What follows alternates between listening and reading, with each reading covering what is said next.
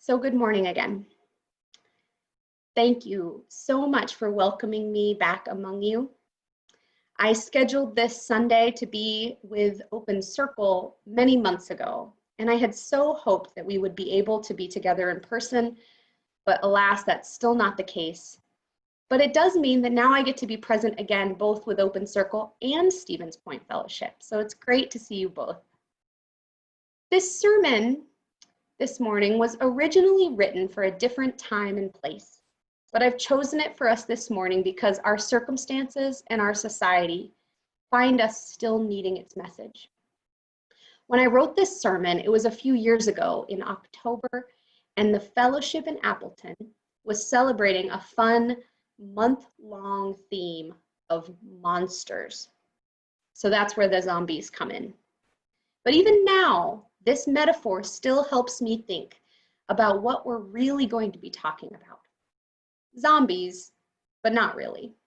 What we're really going to be talking about is white supremacy culture, the foundation of the culture in which we live, and how we can become free of its power. But first, zombies. Zombies are seemingly everywhere in popular culture these days, from the hit TV series The Walking Dead, the parody novel which was recently turned into a film called Pride and Prejudice and Zombies. But before these, and before The Night of the Living Dead, or any of the other zombie books or shows or movies, there was the first American zombie movie in 1938. It starred Bela Lugosi, the actor made famous as Dracula the year before, and it was titled White Zombie. White Zombie is where I want us to focus today. So let me give you a brief synopsis of the movie in case you've never seen it or in case it's been a while, and let me warn you that it's a little bit complicated. All right, here we go.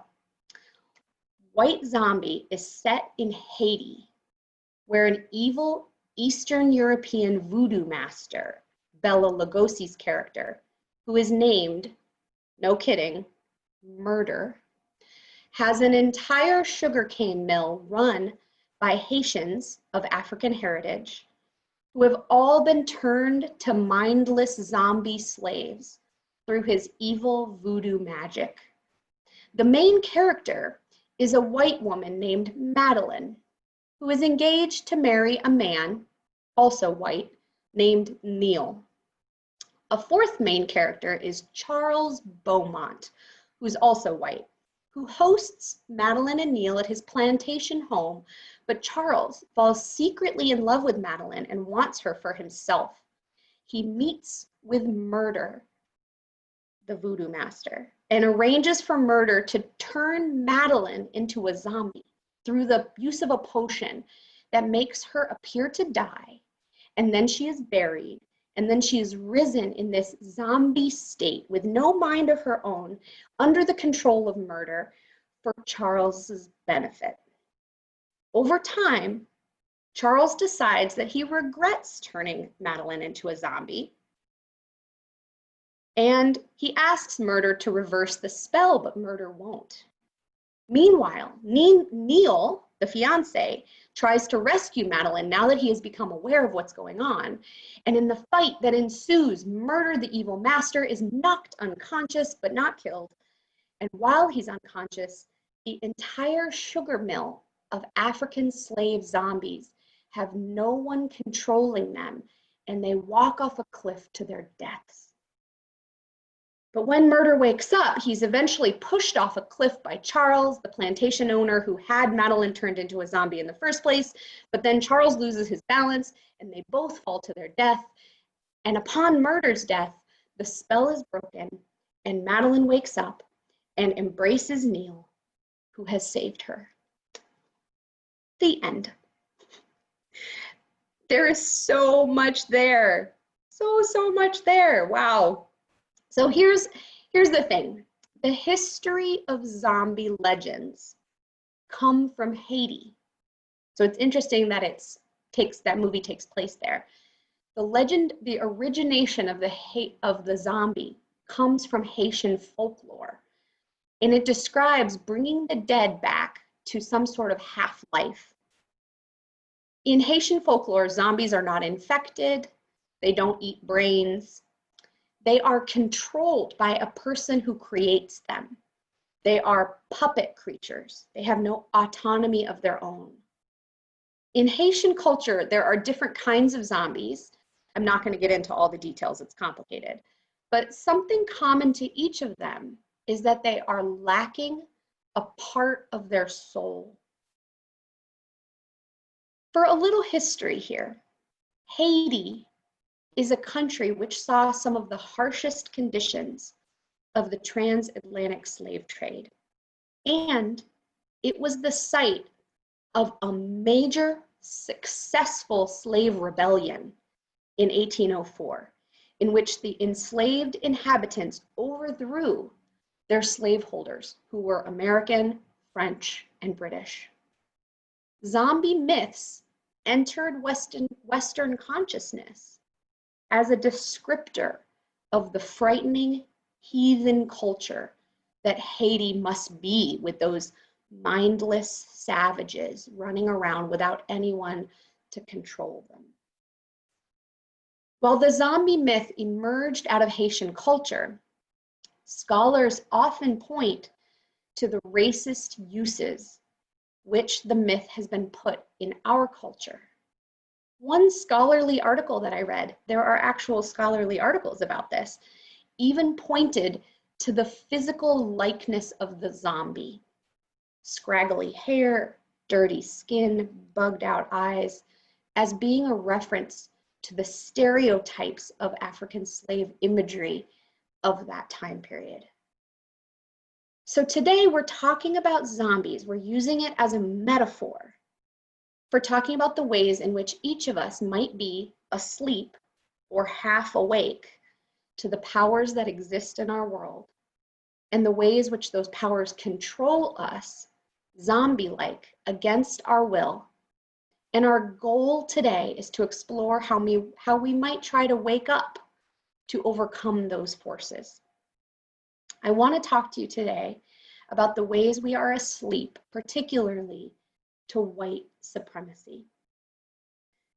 As our nation continues to reel from the murder of George Floyd at the hands of law enforcement, and then the protests that have followed throughout the country and the world, not to mention the seemingly sudden shift in awareness on the part of corporations and sports organizations and even the military, that this can no longer be swept under the rug, it feels appropriate to talk about the foundations of our nation and where these problems come from. And our UU faith is not exempt from struggling with racism. 3 years ago, around the time that I originally gave this sermon, our Unitarian Universalist Association was embroiled in a huge controversy around the hiring of white people when candidates of color might have actually been more qualified.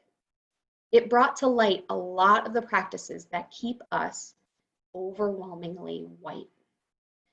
The Black Lives of Unitarian Universalism Collective organized itself, was funded by the UUA, and created the white supremacy teach-ins, which were held throughout our UU movement. And then the UUA created an independent commission, a group to study and interview people and examine these problems in our faith and write a comprehensive report. And that report just came out this summer in June.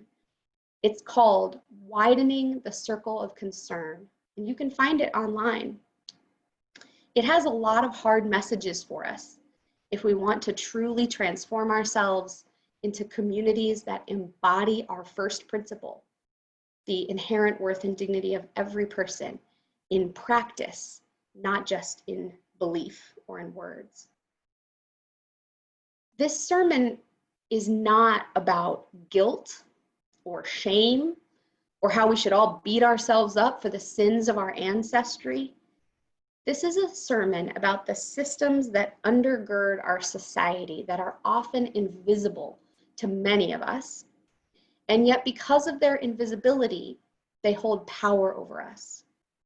And like the zombies of Haitian folklore, these powers of evil have robbed us of part of our soul.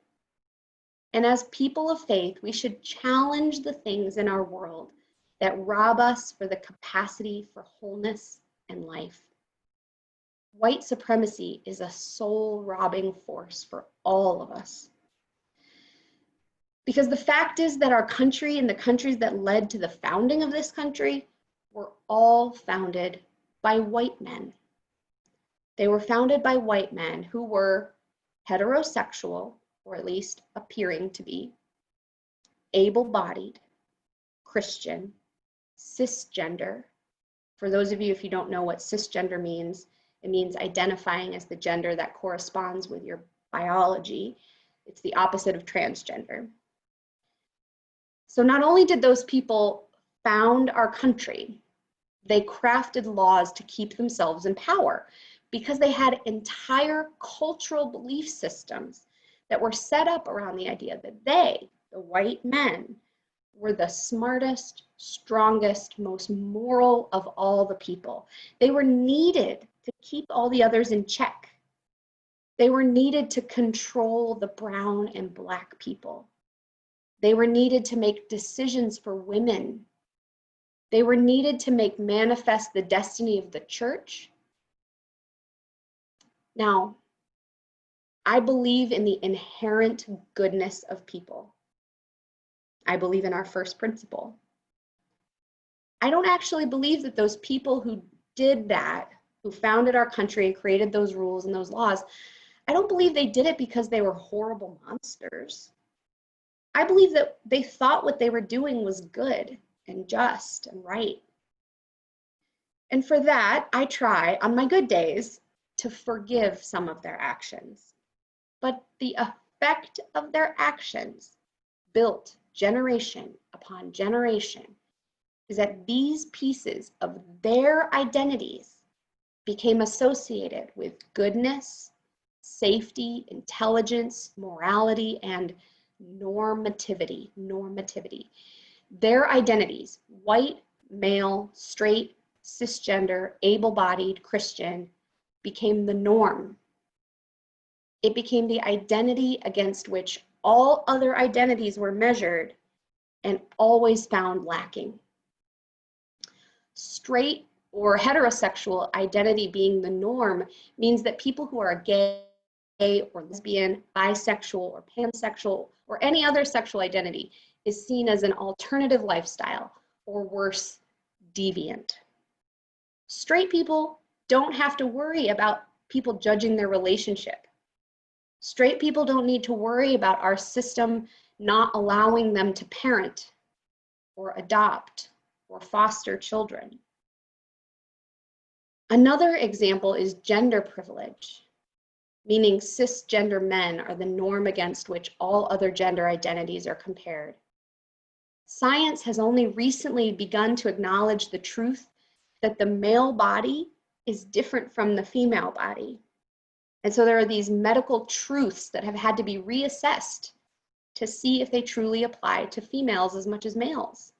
One example is how heart attack symptoms get assessed. For generations, we were taught that the classic symptoms of a heart attack were chest pain, crushing chest pain, jaw pain. Those are male heart attack symptoms. And meanwhile, females, who often present with different symptoms, died because they didn't know they were having a heart attack.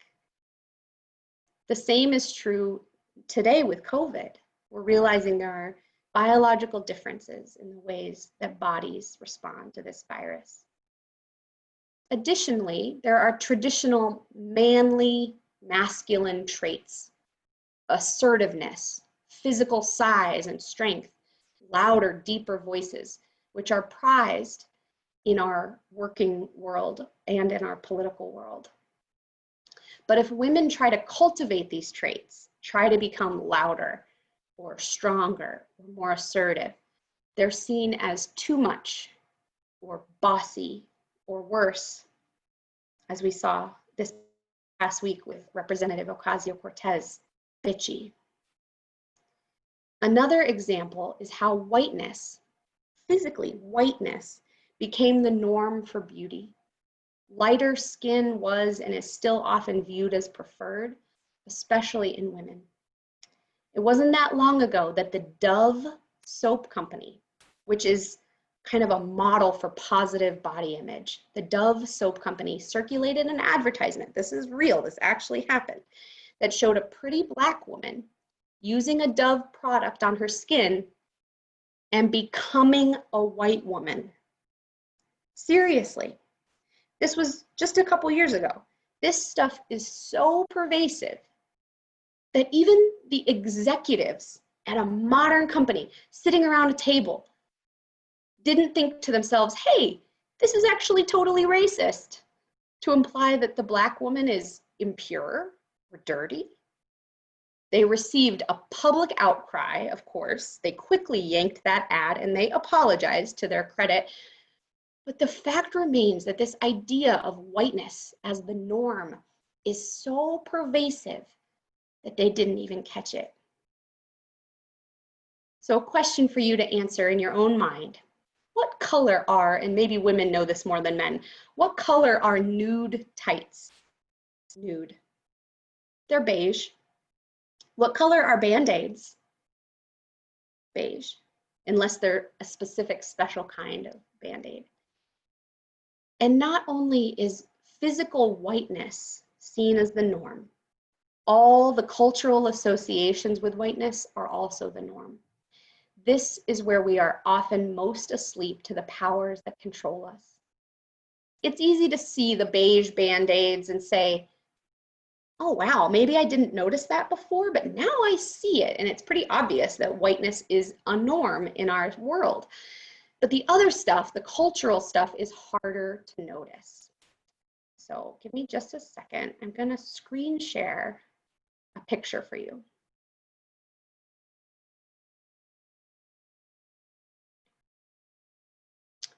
All right, so look at this picture. This is an iceberg. It's a crude illustration of an iceberg.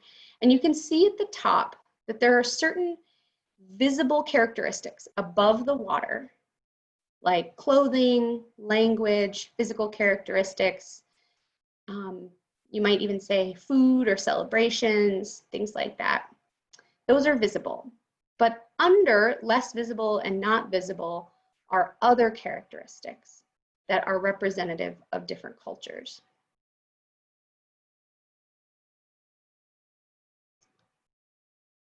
Hang on one second. So when we think about celebrating culture or having a festival of multiculturalism, we often honor the things that are above the water. Let's honor Mexican culture and have Mexican food, or let's honor African heritage and celebrate Kwanzaa. But that's just the stuff that's above the water. The stuff that is invisible, because it's so ingrained in culture, are things that we don't notice. Things like how different cultures view authority, or eye contact, or conflict, or child rearing. These things are normed on white culture in our society. So when a teacher in a public school says to a student, look at me when I'm talking to you, that teacher is demanding a white norm of eye contact from that student. If the student is, for example, from an Asian culture and has been taught that respect means averting your eyes from your elders, the child is now confused. They're trying to be respectful. Black families and Latinx families, not always, but often express feelings, joy, anger, sadness with big displays. They might yell or wail or cheer. This is their norm. But to the white world, it's seen as too much, too loud, too angry. And when teachers, ministers, police officers, and others who are raised in our white normative society are given authority, and they see that as threatening, it can be dangerous. When we talk about white supremacy culture, this is what we're talking about.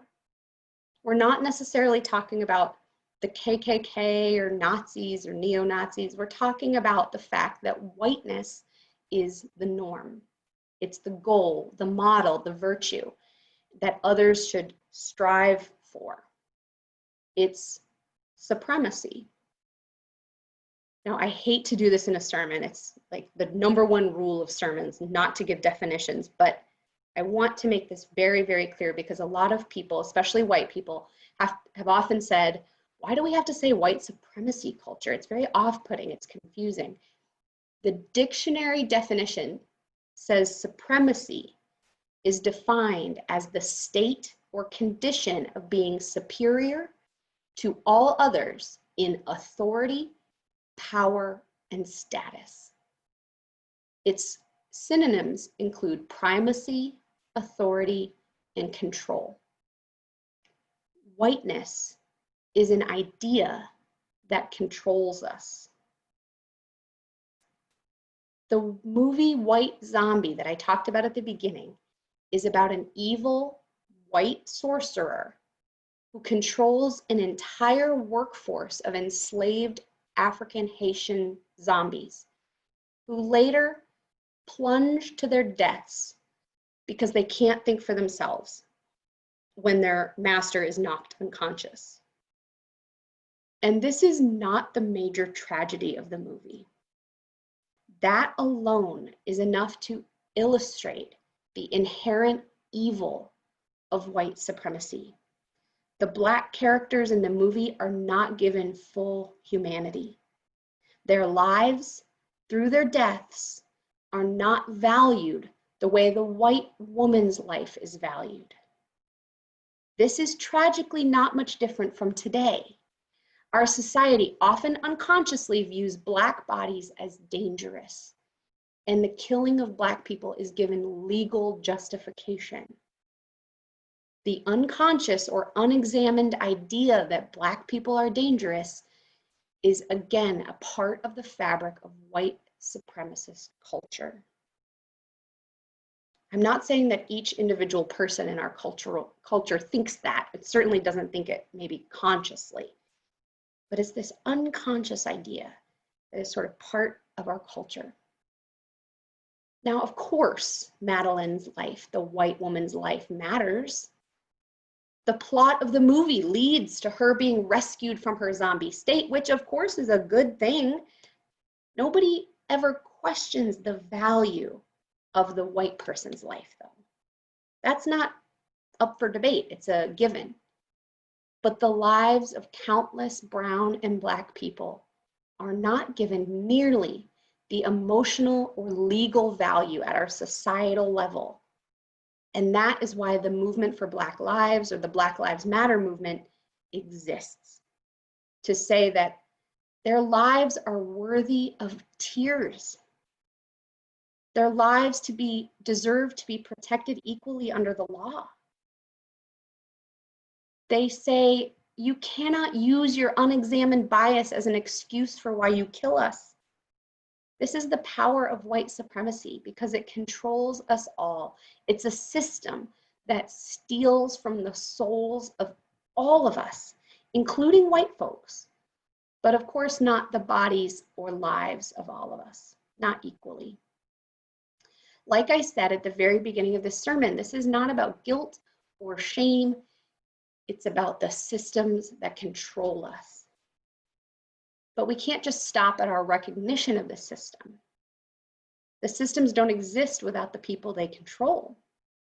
It plays upon our hearts and our minds and our souls, each of us, individually, and it physically harms the bodies and lives of people who are oppressed. But our job is to wake up, to educate ourselves, and to be in relationship with people who are not like us, the caterpillar and the snail. We can only move forward one bit at a time, but we must. We who believe in freedom cannot rest until it comes. We'll hear that in a little bit.